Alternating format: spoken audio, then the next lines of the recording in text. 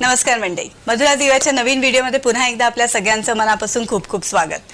आयुष्यामध्ये आपण सतत आनंदी, पॉझिटिव्ह आणि मोटिवेटेड कसं राहायचं याविषयी हा व्हिडिओ आहे। व्हिडिओ नक्कीच तुम्हाला उपयुक्त ठरणार आहे, कारण ह्या सगळ्या टिप्स मी फॉलो केल्या किंबहुना। नमस्कार मंडळी, मधुरा दिव्याच्या नवीन व्हिडिओमध्ये पुन्हा एकदा आपल्या सगळ्यांचं मनापासून खूप खूप स्वागत।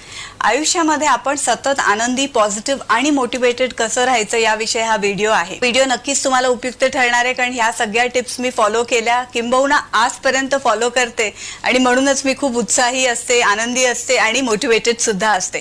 तर आजचा व्हिडिओ आपण चालू करूया। आता जनरली आपण जेव्हा म्हणतो की आपल्याला आनंदी राहायचंय, पॉझिटिव्ह राहायचंय, मोटिवेटेड राहायचंय, तर आपण हे सगळ्या गोष्टी मिळवण्यासाठी एक गोष्ट आवर्जून करतो, तर आपण ह्या गोष्टी कुठे मिळू शकतात याचा शोध घेतो।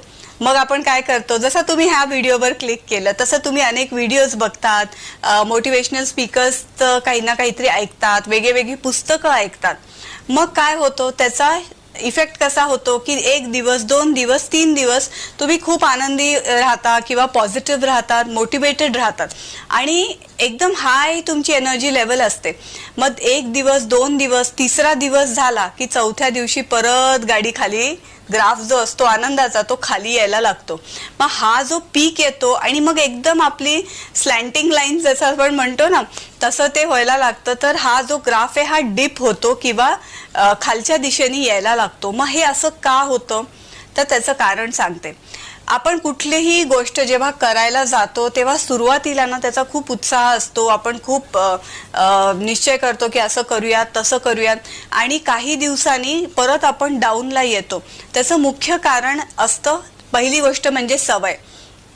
आपल्याला सवय असते थोडंसं नेगेटिव्ह राहायचं, कधीतरी आनंदी राहायचं, कधीतरी वाटलं तर मोटिवेटेड होऊन काहीतरी करायचं, कधीतरी सकारात्मक विचार करायचा, अशी आपली एक जीवनशैली असते। आणि त्याच्यात आपण एकदमपणे पॉझिटिव्ह विचारचा मारा करतो, मोटिवेशनल व्हिडिओजचा मारा करतो आणि थोड्या वेळ पुरतं ते राहतं, पण सवय ही फार वाईट असते। समजा आपल्याला नकारात्मक किंवा नेगेटिव्ह थिंकिंगची सवय असेल तर आउट ऑफ द ब्लू तुम्ही त्याला पॉझिटिव्हिटीकडे न्यायला प्रयत्न कराल तर अपयश हे येणारच आहे।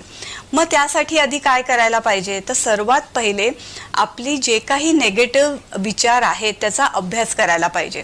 आता एक साधं उदाहरण, समजा आपण एक माठ घेतला आणि त्या माठला खाली होल आहे आणि आपण वरनं भरपूर पाणी भरतोय, त्याचा काही उपयोग होणार आहे का? ते सगळं निघून जाणार आहे। मग तसंच आपल्या मनाचं असतं, आपण भरपूर पॉझिटिव्ह विचारांचा मारा करतोय, पण प्रॉब्लेम एरिया काय आहे, तर आपल्या मनात म्हणजे अंतर्मनात असणारे